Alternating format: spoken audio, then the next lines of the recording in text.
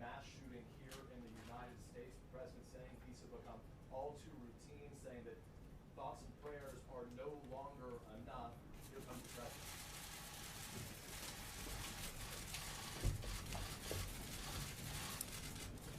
Today, as Americans, we grieve the brutal murder, a horrific massacre of dozens of innocent people.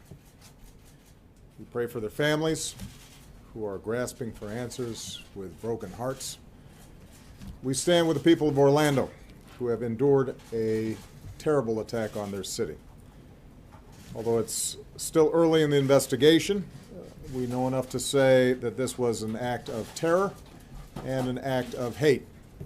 And as Americans, we are united in grief, in outrage, and in resolve to defend our people.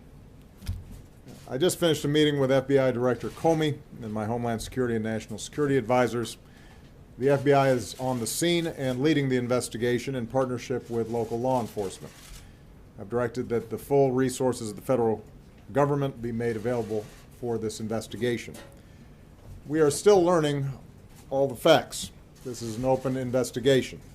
We've reached no definitive judgment on the precise motivations of the killer. The FBI is appropriately investigating this as an act of terrorism, and I've directed that we must spare no effort to determine what, if any, inspiration or association this killer may have had with terrorist groups. What is clear is that he was a person filled with hatred. Over the coming days, we will uncover why and how this happened, and we will go wherever the facts lead us. This morning I spoke with my good friend Orlando Mayor Buddy Dyer, and I conveyed to him the deepest condolences of the American people. This could have been any one of our communities. So I told Mayor Dyer that whatever help he and the people of Orlando need, they are going to get it.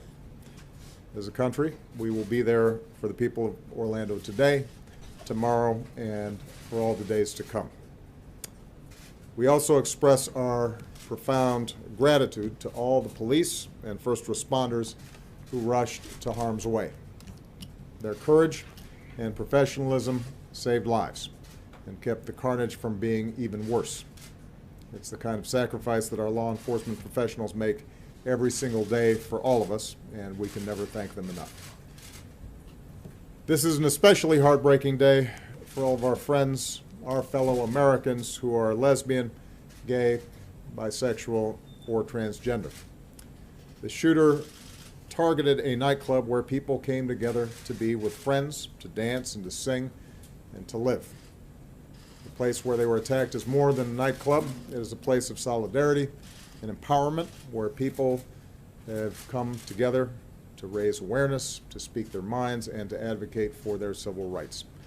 So this is a sobering reminder that attacks on any American, regardless of race, ethnicity, religion, or sexual orientation, is an attack on all of us and on the fundamental values of equality and dignity that define us as a country. And no act of hate or terror will ever change who we are or the values that make us Americans. Today marks the most deadly shooting in American history. The shooter was apparently armed with a handgun and a powerful assault rifle. This massacre is therefore a further reminder of how easy it is for someone to get their hands on a weapon that lets them shoot people in a school or in a house of worship or a movie theater or in a nightclub. And we have to decide if that's the kind of country we want to be. And to actively do nothing is a decision as well. In the coming hours and days, we'll learn about the victims of this tragedy. Their names, their faces, who they were, the joy that they brought to families and to friends, and the difference that they made in this world. Say a prayer for them, and say a prayer for their families. That God give them the strength to bear the unbearable, and that He give us all the strength to be there for them, and the strength and courage to change.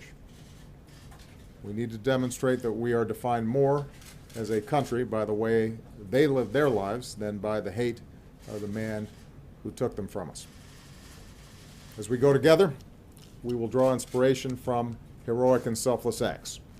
Friends who helped friends, took care of each other, and saved lives. In the face of hate and violence, we will love one another. We will not give in to fear or turn against each other. Instead, we will stand united as Americans to protect our people and defend our nation and to take action against those who threaten us. May God bless the Americans we lost this morning. May He comfort their families. May God continue to watch over this country that we love. Thank you. Mr. President,